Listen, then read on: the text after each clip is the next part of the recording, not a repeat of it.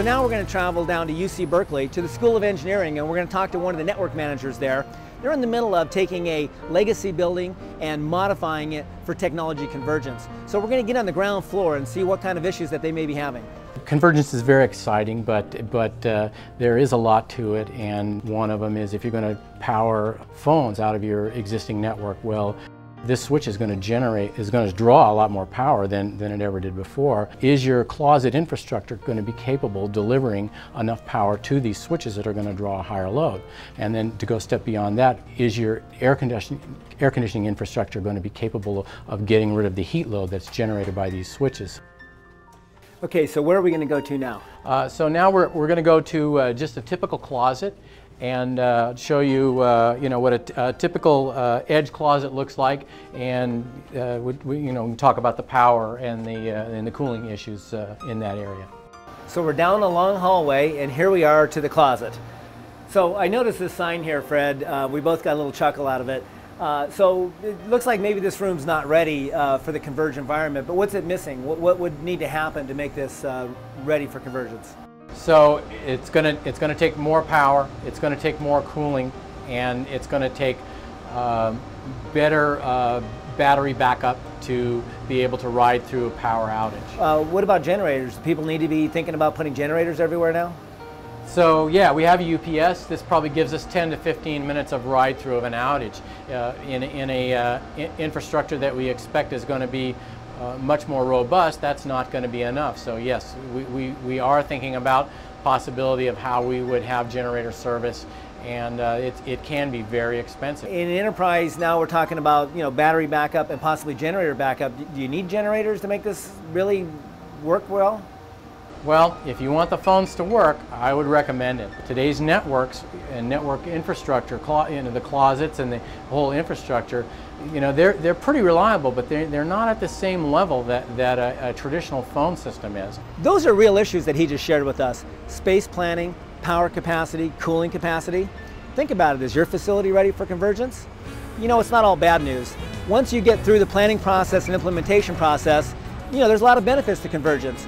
And we found one happy customer. We're going to go visit them now. The location, Tamalpais Unified High School District, and we're visiting with one of their network managers who's just created a fully converged environment, including PoE and power management. We begin by looking at some of his legacy wiring. So we're kind of squeezed in here, but I wanted to take a look at some of the legacy equipment to see where we came from and where we're going to. Joel, what is this stuff? Well, what we have here is equipment that we've moved away from at this point. We have old coax cable, we have category 5 cable, which can still be used on networks, but in this case it was used with our old legacy PBX system, our old telephone system. So this is when we were running parallel systems, duplicating effort, duplicating costs, doing things in separate buckets that we could have done in one. I see up in the corner here you've got a video camera. Is that plugged into a data cable? Absolutely. We have data cables even on our video cameras. So we have IP surveillance cameras, and we have them located throughout our campuses. And so those are also on the IP network, and that video is stored digitally and is able to be searched and archived as necessary. Where does that plug into? How does it get its power? That's another power over Ethernet device. Wow. And so that's pulling power right from that switch.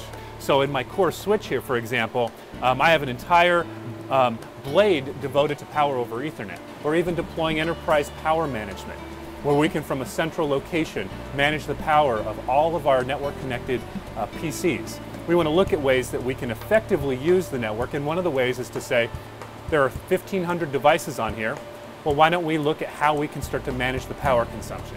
We're able to do that centrally from this data room, and we'll look over all of our schools.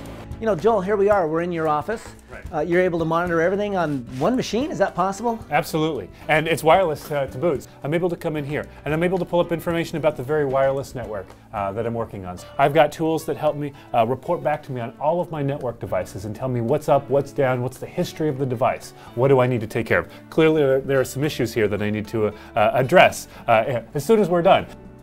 Here we are looking at the camera in the room that we were just in, and we're able to see what's going on in there. That's all being recorded in real time. So we're able to manage all of that. I'm able to manage all of that from this seat.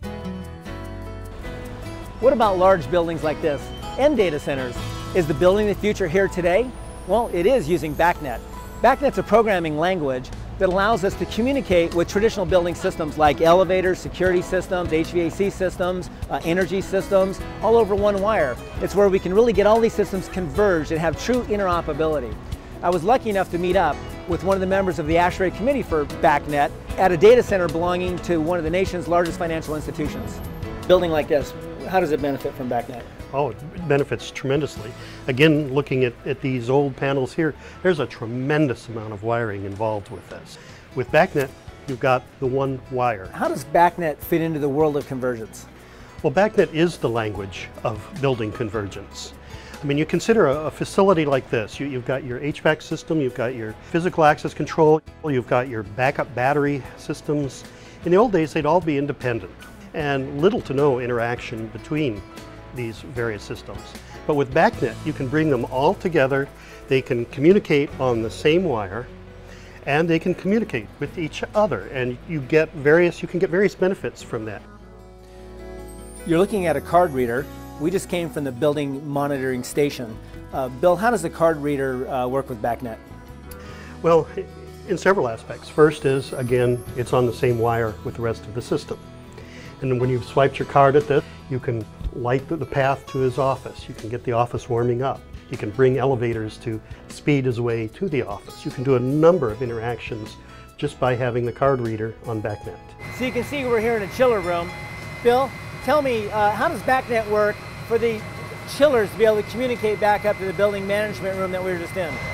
Well, you'd have a controller, a BACnet controller, sitting on the chiller, monitoring a number of data values that need to be transmitted back so that the system can be sure that the chiller is operating under normal conditions. That's it, Bill? It's as simple as that? It's as simple as that. So this is the BACnet converter box we've been talking about? That's correct. And it just connects with this RJ45? That's correct. And now I'm on the Ethernet, back up to the building controls. On that main wire, yes. And that's talking to the screen that we saw. That is correct. Okay. All the data is coming right through here, up to the control room. Is this going to cost me more money for all this stuff, or does it save me money? It'll actually save you money. One of the reasons BACnet was created initially was the problem that when you installed a manufacturer's system in your building, he basically owned that, and it became an expensive proposition to upgrade later on, let's say if you did an extension. There was a study done in Seattle several years ago, I think it was Seattle Power and Light, where they discovered that while they were getting market prices for initial installations on support and extensions, they were paying something like 25 to 30% above market. So they went to BACnet and started doing this dual sourcing program and found that immediately that their prices went down straight to market level and stayed there. What about global acceptance? I mean, we're here in San Francisco and, I'm speaking to you in English, and of course we have this crazy computer protocol, but, what about the rest of the world? BACnet is found all over the world. It is an ISO standard, has been since 2003. It's a standard protocol for Europe. It's a standard protocol for Korea, for example. Japan has probably been, outside of North America, the biggest adopter of BACnet. So what you're seeing here is taking place all over the world. So BACnet is one of the languages of convergence, and seeing it happen was really cool. So what have we learned today? PoE is here, and who knows what it will power in the future. Convergence is not just plug and play. Know your building's capacity before you start. And finally, we've learned that convergence works to help us to monitor and reduce energy consumption. And that's a good thing, because office buildings in the United States are responsible for 39% of our carbon emissions. So what's the result? It could be for you a green building, like this new federal building here in San Francisco, where they're using convergence in unique ways. Like when it's cool outside, they've got sensors that'll open the windows and turn off the air conditioning system. And all because of this one wire.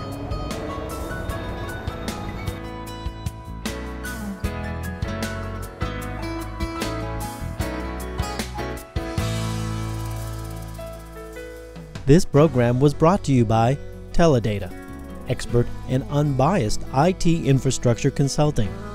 More information on the web at teladata.com.